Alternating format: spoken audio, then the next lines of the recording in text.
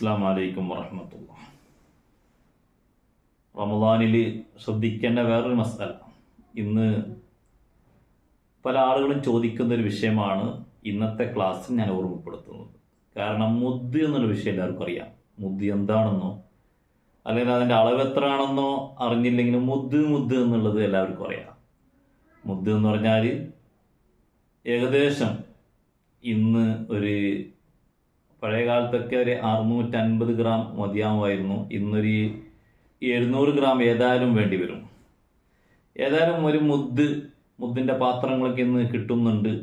അപ്പോൾ ആ മുദ് അനുസരിച്ച് അതിൻ്റെ അളവനുസരിച്ച് മുദ് കൊടുക്കാം എന്നൊരു മസാല ഏകദേശം ആളുകൾക്കും അറിയാം. അപ്പം ഇത് ആർക്ക് എപ്പോൾ കൊടുക്കുന്നത് ചിന്തിക്കൂല. ചില ആളുകൾ ചോദിക്കുന്നത് നോമ്പ് നോക്കാൻ കഴിയുന്നില്ല, അല്ലെങ്കിൽ ഈ വർഷം നോമ്പ് പിടിച്ചിട്ടില്ല, മുദ് കൊടുത്താൽ പോരേ. അത് പറ്റൂല. എന്ന് പറഞ്ഞാൽ നോമ്പ് നോക്കാൻ കഴിവുണ്ടായിരിക്കെ നോമ്പ് പിടിക്കാതെ മുദ് കൊടുത്ത് അതിന് പകരം വീട്ടിയാൽ മതിയെന്ന ഒരു തെറ്റിദ്ധാരണ പല ആളുകൾക്കും വന്നിട്ടുണ്ട്.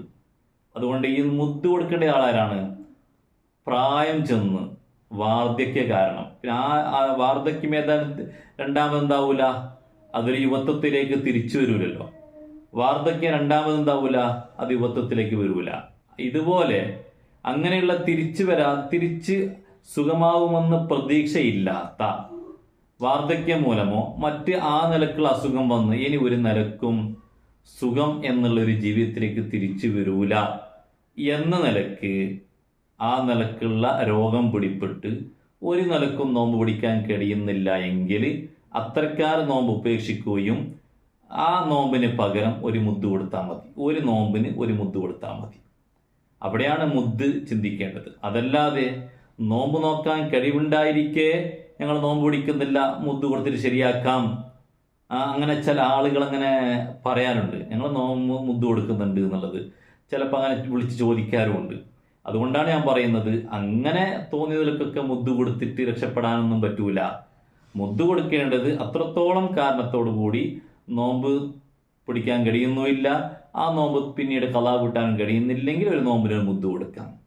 പിന്നെ അതോടൊപ്പം തന്നെ വേറൊരു മസാല പറയാനുള്ളത്, ഗർഭിണികളായ സ്ത്രീകൾ, അതേപോലെ തന്നെ മുലയൂട്ടുന്ന ചെറിയ കുഞ്ഞുള്ള ഉമ്മമാർ, അവർക്കും ചെറിയൊരു അളവുണ്ട്.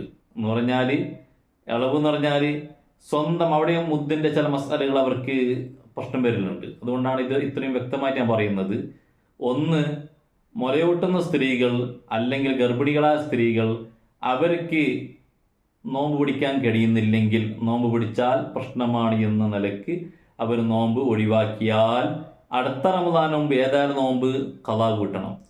ഇനി അതോടൊപ്പം ഗർഭിണികളായ സ്ത്രീകളാണെങ്കിലും മുലയൂട്ടുന്ന സ്ത്രീകളാണെങ്കിലും സ്വന്തം ശരീരത്തിനെ പേടിച്ചുകൊണ്ടല്ല നോമ്പ് ഉപേക്ഷിച്ചത്, മറിച്ച് അവരുടെ പള്ളയിലുള്ള അല്ലെങ്കിൽ അവരുടെ കയ്യിലുള്ള കുഞ്ഞിനെ പേടിച്ചിട്ടാണ്. എന്ന് പറഞ്ഞാൽ മുല കുടിക്കുന്ന കുഞ്ഞ് അല്ലെങ്കിൽ പള്ളയിലുള്ള കുഞ്ഞ്, ആ കുഞ്ഞിനെ പേടിച്ചിട്ടാണ്, ആ കുഞ്ഞിനിക്ക് പ്രശ്നം വരും എന്നതുകൊണ്ടാണ് നോമ്പ് ഉപേക്ഷിച്ചതെങ്കിൽ ഒരു നോമ്പ് ഖളാ കൂട്ടലോടുകൂടി ഒരു മുദ് കൊടുക്കണം. അതാണ് ഇസ്ലാമിൻ്റെ വിധി. അതല്ലെങ്കിൽ സ്വന്തം ശരീരത്തിനെ പേടിച്ചിട്ടാണ് നോമ്പ് ഖളാ ആക്കിയതെങ്കിൽ അവിടെ നോമ്പിനിക്ക് മുദ് കൊടുക്കേണ്ടതില്ല, ഖളാ കൂട്ടിയാൽ മതി.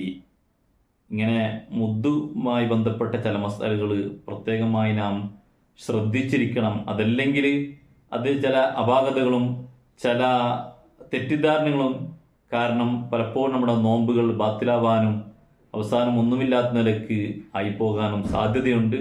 അതുകൊണ്ടാണ് ഈ മുദ്ദിൻ്റെ വിഷയം ഞാൻ ഇന്ന് ഓർമ്മപ്പെടുത്തിയത്.